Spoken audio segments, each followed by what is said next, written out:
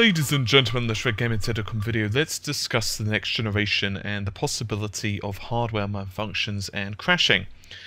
So, the last generation, both the Xbox 360 and the PlayStation 3 had their own problems. The Xbox 360, of course, had the red ring of death. The PlayStation 3 had the yellow light of death. And so, both pretty much meant the same thing, hardware failure. And I've had some discussions actually with some fans and just general people actually regarding the next generation, and the theme's been pretty much the same. What's the chances that we're going to be seeing exactly the same thing on the next generation? So in other words, what's the chances that the Xbox One or the PlayStation 4 are going to have hardware malfunctions and hardware problems? Now previously, both systems were very different to the current, well, shall I say, the next generation. Both were using a variant of the power architecture. Of course, the PlayStation 3 was using the Cell. The Xbox 360 was using the Xenon. And both systems put out quite a bit of heat, especially the Xbox 360.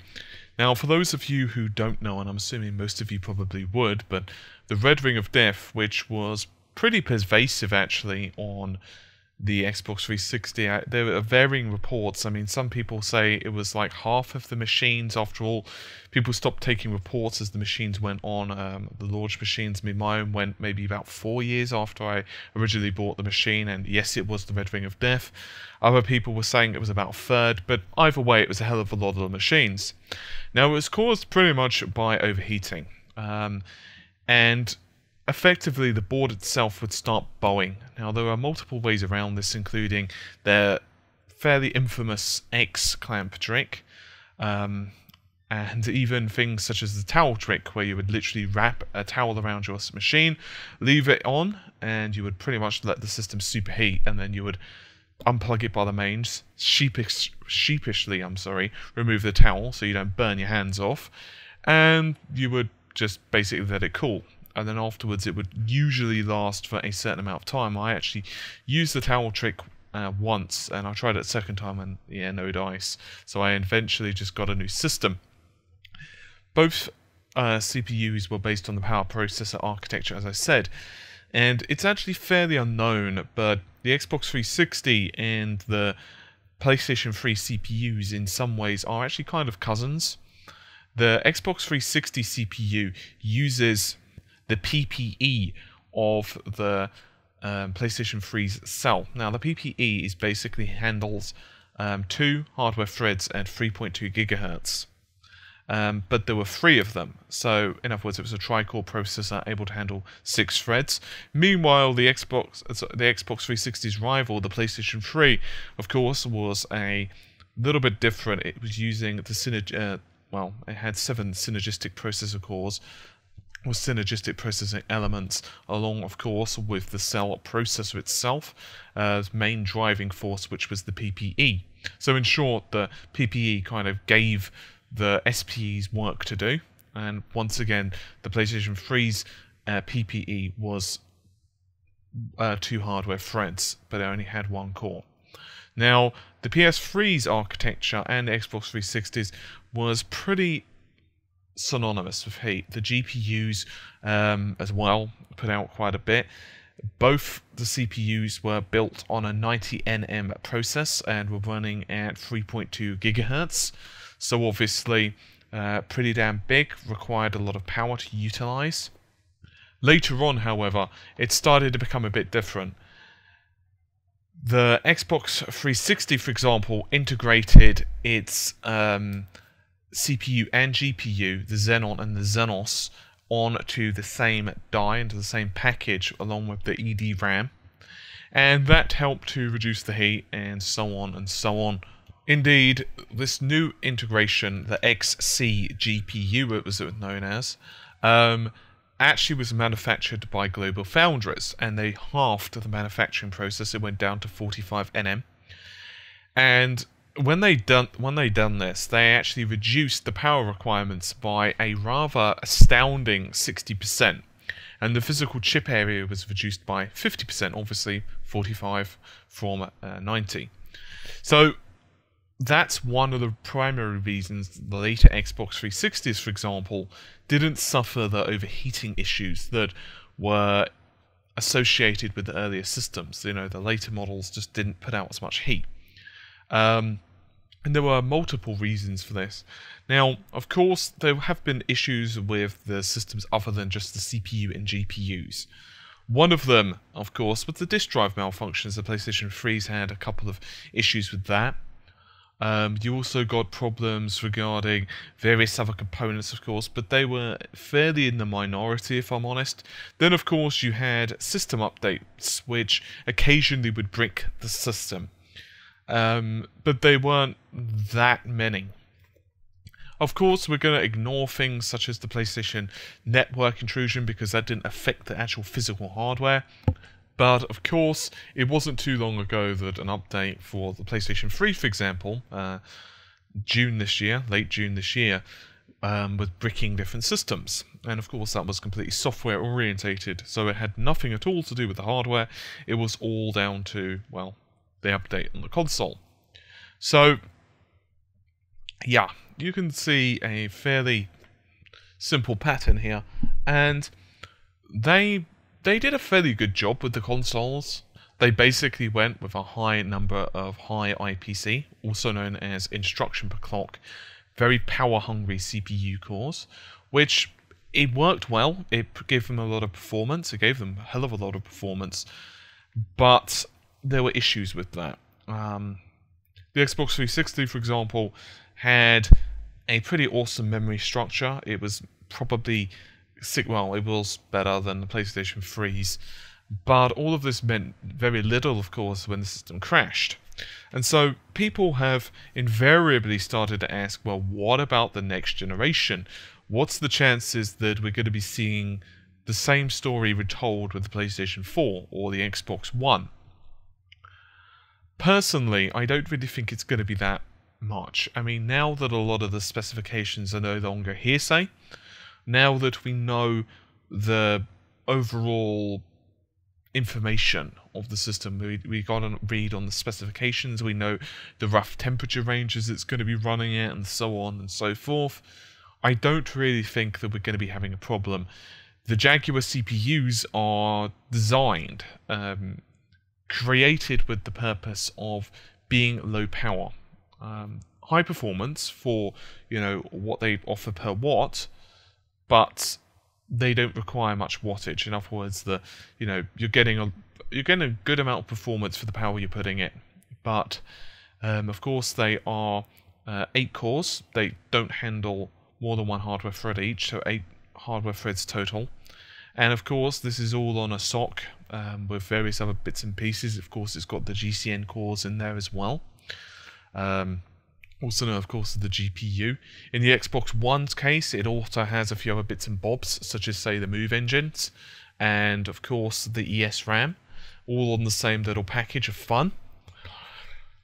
But the purpose behind this, I mean, you can tell this simply by looking at the interviews and the vision of Microsoft. Just for example, they envisage the system being on all the time. I mean, you know, they've designed it to be on for a number of years, continuous use. And I think they've done quite a lot of fault testing. So I don't really think we're going to be having issues with the systems overheating. The PlayStation 3's system is a lot smaller. And obviously, this has a negative effect in one respect. The smaller a system is, the harder it is to cool. Because obviously, then you've got limitations of airflow and so on. This is exactly the same issue that PC builders have, whether they're enthusiasts or whether they are, say, Dell. It doesn't matter. The more tightly packed something is, the worse it is for distributing heat. This is very similar, actually, to even things such as good cable management. I remember back in the days of the older hard disks, before SATA became a thing, and it was like IDE and EIDE. There were basically ribbon cables, and they were a pain in the ass. There were actually guides for ways to pretty much wrap the ribbon cables up and made them kind of round, and some motherboard manufacturers or hard disk makers would actually give you special round IDE cables, because they really restricted airflow, especially at the front of the case. So it was a kind of a pain in the ass if you had a front-face fan, because what could happen is effectively the IDE cables would block it all. So what I'm basically saying is, obviously a larger case is better able to be cooled. Obviously Microsoft have gone with a huge-ash fan. That huge fan is going to be doing a pretty good job. One of the other benefits of having a large fan is that it can rotate slower and move quite a bit of air, and also be quieter, because obviously you don't want something that sounds like a jet plane taking off. That doesn't make for a particularly good living room experience, particularly if all you're doing is watching like a Blu-ray movie at the same time. With all of that said, I don't particularly think the PlayStation 4 is going to have overheating issues either. It's actually a fairly simple design, and I don't mean that in an offensive way, but there are actually less moving parts, well, not literally moving, but you know what I mean, inside the PlayStation 4. You don't have the move engines or the ESRAM, however, of course, you do have their own set of components, audio processors and other bits and bobs that you'd expect. But I would imagine Sony would have easily budgeted this in, and in terms of temperature and so on, both systems look to be operating far cooler than the previous generation. As Microsoft have said, though, I believe it's Albert Pinello, but it could have been one of the technical guys. He said, look, you can't say to, you can't create a force field effectively around the system that prevents people from doing stupid things. Stupid things would be, well, that we're going to put this in this tiny ass space with absolutely no air really around it, and that'll be it. You can't also prevent things such as, say, a cat from laying on the system. But what you can do is you could try to maximize the chance of the system actually not going wrong. Meanwhile, for example, the Xbox One is going to be constantly maintaining a watch on its temperature. In other words, it will effectively be monitoring the heat from the SoC and everything else inside it, the internal temperatures, and will adjust fan speeds accordingly. This technology is not particularly new, and of course it was even inside the PlayStation 3. You can hear it ramp up on a more demanding game versus, say, an indie game. Pretty obvious stuff. This is all going to be pretty simple stuff. For example, some of the early reports regarding the Xbox One was that the system was going to be overheating and causing some big issues. All of this turns to not be true. It's turning out to be that Microsoft, when they shipped out the original development kits, the software that was running on them was pretty damn complicated, actually. It was extremely complicated in terms of the operating system. I'll talk about that in a different video, but there was a lot of virtualizations in there. It's virtualizing basically two operating systems, and then of course you've got the actual basic BIOS and the APIs to run it all, and it is quite complicated. And we'll go into that in just a moment, actually, from a different perspective. But all of this together basically meant that when they originally we were hearing the rumors of the fans being extremely loud and the system being noisy and offensive to the ears, it turned out to be a case of, well, Microsoft simply hadn't put in the controls yet for the thermals. In other words, it couldn't detect the heat and so on because it simply hadn't been coded in. It simply hadn't been, developed. It's as simple as that. And so because it hadn't been built, Microsoft had just said, you know what, all we're going to do is put the fans onto 100% speed just in case. Just in case they happen to be developing an already hot building, just because, you never know what's going to happen. I mean, oftentimes if you're developing as a games developer, you'll notice that they actually have stacks of these development kits, literally one on top of the other. And so you can't really take chances of heat when you're dealing with that, because obviously more electronics in the same area equals a compounded amount of heat. But let's move on to one area that we could be having problems with. I did mention earlier on about, say, the PlayStation 3, where it pretty much had problems because of updates, and they are certainly not the only ones. Microsoft have had problems, even Nintendo, for example, with the original Wii, and subsequently the Wii U have had slight problems with updates. This is completely contrary to example from a couple of years ago, or not a couple of years ago, like 10 years ago, that PlayStation 2. There was never really software problems. Of course, you would maybe get the DVD drive that would fall over, whatever, but, you know, that was it. And now it's getting to the point where it's becoming a lot more of a big deal. If you're a PC gamer, for example, you'll know that if there's a bad update, and it even happens on Windows, you know, you'll get like a bad update, it might not install properly. It's very rare, but it can basically balk your system, and you have to, you know, pretty much do a drive recovery, or you have to format or whatever. Usually it's not to the point where you can't, you know, access any of your files. Usually it's just that the system won't boot properly, and so you have to get your files back off, and not that much is really handled on the BIOS compared to the rest of it. On the consoles, that's not really true, and so you have large system updates which can effectively cause your system to fall over. But the next generation, I wouldn't be surprised if we have more cases of this. I'm not saying we will. I think one of the things that could cause this as well is if they decide to do upclocks. We know that both Microsoft and Sony have the potential, of course, to increase the clock speeds. All they have to do is change a number in BIOS, effectively. No doubt they would do some internal testing first. Let's say, for example, they would have a clock speed. Let's say Sony has a clock speed of 1.6 gigahertz, and let's say 12 months from now they were to say, well, you know what, we're going to bump the speed up from the Jaguars from 1600 to say 1700 megahertz, just throwing out a number. Well, it could be that some CPUs that were originally just made the grade, just running okay at 1600 megahertz, it could be that they don't really function that well at 1700, and therefore you could get maybe overheating or crashing. And that's just, you know, pretty simple stuff. It's not, you know, rocket science.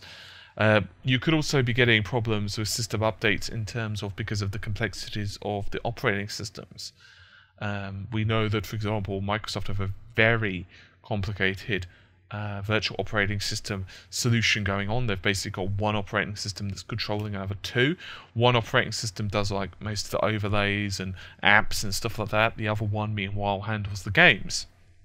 And as I said, of course, you've got the primary control one as well, which, well, delegates things and tells the others what to do. It's basically the boss.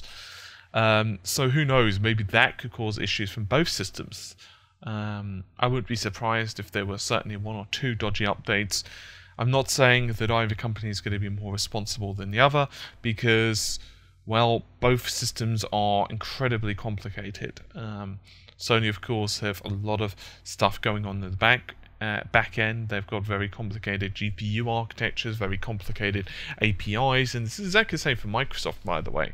So I think the chances are, and I'm not going to give percentages because it's far too early to know yet, but my personal feelings are we're much more likely to get software issues on the next generation than we are to get major hardware issues. That's not to say they wouldn't happen, however. But I think they're going to be a lot less than the last generation. In terms of overheating, it's possible we might get manufacturing defects, not because of the heat, but because of the complexity of the design. But I think that they probably would have tested it pretty thoroughly, so I have a feeling it's going to be mostly software orientated if we get a problem, but I don't think we're going to have that many issues compared to the last generation. On the other hand, and this is my final thoughts on this matter, I do think that Microsoft have less charity from the gamers than Sony would. So in other words, let's assume both systems were to go wrong. Actually, let's not say that. Let's make two alternate realities in our minds, and let's assume that in reality one, Sony has a very low failure rate. Let's say 3%, 4%. Okay, so, you know, a very good failure rate. Meanwhile, Microsoft have a failure rate of, let's just say, 30%. Meanwhile, in the alternate reality, let's say exactly the same. Let's say exactly the same, but reversed. So, Sony has a failure rate of 30% and Microsoft have a failure rate of like 3 or 4%, okay? So you got that pretty simple. I actually think that gamers would actually be more forgiving of Sony with the failure rate than what they would Microsoft, and I think the primary reason for that is because Microsoft got a lot of bad publicity in this generation in terms of the always-on DRM, although they've rectified it. And I think the other big piece of negativity that they've experienced actually harks back from the previous generation. It's kind of like the sins haven't really been washed from their hands too much yet, because some people were really pissed actually at the last generation of consoles. I mean, I've known people to actually say, well, you know what, bollocks to this, I'm not going to keep having hardware issues with the Xbox 360, I'm going to trade in and get a PlayStation 3. Ironically, however, then those same people who don't really have much patience would then get really irritated about the PlayStation Network downtime, and then they would say, well, I'm going to go to the Xbox. So I suppose it's literally swings and roundabouts. I suppose from that perspective, you simply cannot win. But my gut feeling is we're going to get less technical issues than what we have in the previous generation, and I really do hope so as well. Anyway, with all that said, I'm going to get going. Hopefully you enjoyed the video. I'll see you soon. Take care. Bye for now.